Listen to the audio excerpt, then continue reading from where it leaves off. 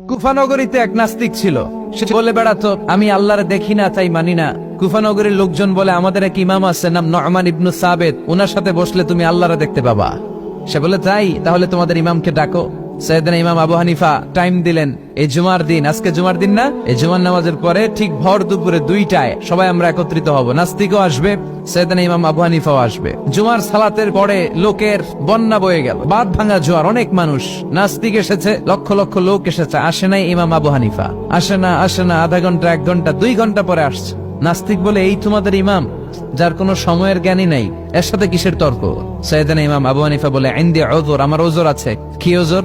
সাইয়েদনা ইমাম আবু হানিফা বলেন, আমি ঘর থেকে বের হয়ে আসার পথে একটা নদী পার হয়ে আসতে হয়।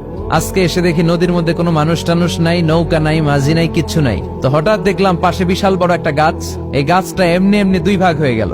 হঠাৎ গাছ থেকে এমনি এমনি লম্বা তক্তা হয়ে গেল, এমনি এমনি তক্তাগুলো জোড়া লেগে নৌকা হয়ে গেল। আর নৌকা আমার সামনে আসলো, মাঝি ছাড়া, লগি বৈঠা ছাড়া। আমি নৌকায় যেয়ে বসলাম, নৌকাটা আমার নিয়ে টান দিয়ে সাঁ করে ওপার নিয়ে গেল। তো এই যে এই কাজগুলো আর প্রসেসিং গুলো হতে আমার 2 ঘন্টা সময় লেগেছে। নাস্তিক কয়, তবে ইমাম গাঞ্জা খাইছে, মাথার তার ছিঁড়া গেছে, নাহলে কোনো সুস্থ মানুষ কথা বলতে পারে? এমনি এমনি নাকি গাছ ভেঙে তক্তা হয়, এমনি এমনি নাকি তক্তা লেগে নৌকা হয়, এমনি এমনি নাকি মাঝি ছাড়া নৌকা চলে?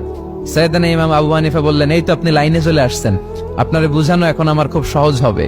এমনি এমনি গাছ কাটে না করাত ছাড়া, এমনি এমনি তক্তা জোড়া লাগে না, নৌকা হয় না মিস্ত্রি ছাড়া, এমনি এমনি নৌকা চড়ে না মাঝি ছাড়া। তাহলে এত বিশাল বড় আকাশটা কেমন করে এমনি এমনি হলো?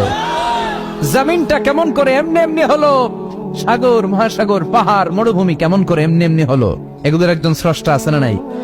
নাস্তিক কয়, তাই তো, আসলেই তো আমি হাদারাম, আসলেই তো আমি উল্লুক্কা পাঠা।